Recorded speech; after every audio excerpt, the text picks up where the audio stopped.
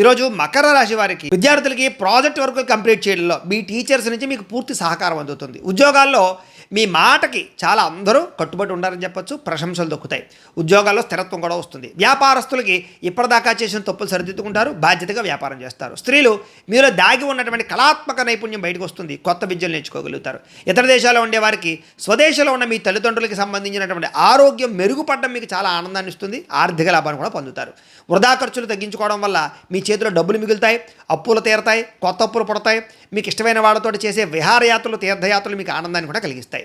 ఇంట్లో శుభకార్యానికి సంబంధించినటువంటి బంగారు నగలు కొనడం కానీ, ఇంట్లో పూజలు చేయడం కానీ మీకు బాగా కలిసి వస్తుంది. ఈరోజు మీ సహనం వల్ల ఒక పెద్ద గొడవ తగ్గుతుందని చెప్పొచ్చు. ఈరోజు బాగా నిద్రపోవడం వల్ల, ఆహార అలవాట్లలో మార్పు తీసుకురావడం వల్ల, వ్యాయామం చేయడం వల్ల మీ అనారోగ్య సమస్యలు తగ్గుతాయి.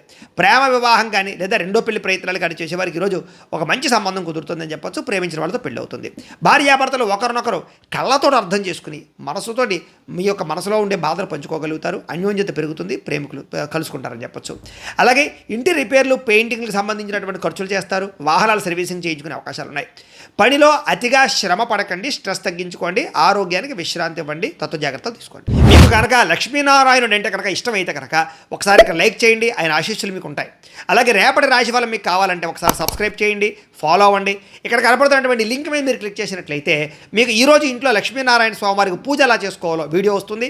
ఆ వీడియోని ఎదురుగుండా పెట్టుకుని మీ ఇంట్లో ఈరోజు లక్ష్మీనారాయణ స్వామివారికి పూజ చేసుకుంటే మీకు ఈరోజు శుభప్రదంగా ఉంటుందని తెలియజేస్తూ లైక్ చేయడం మాత్రం మర్చిపోకండి. స్వస్తి.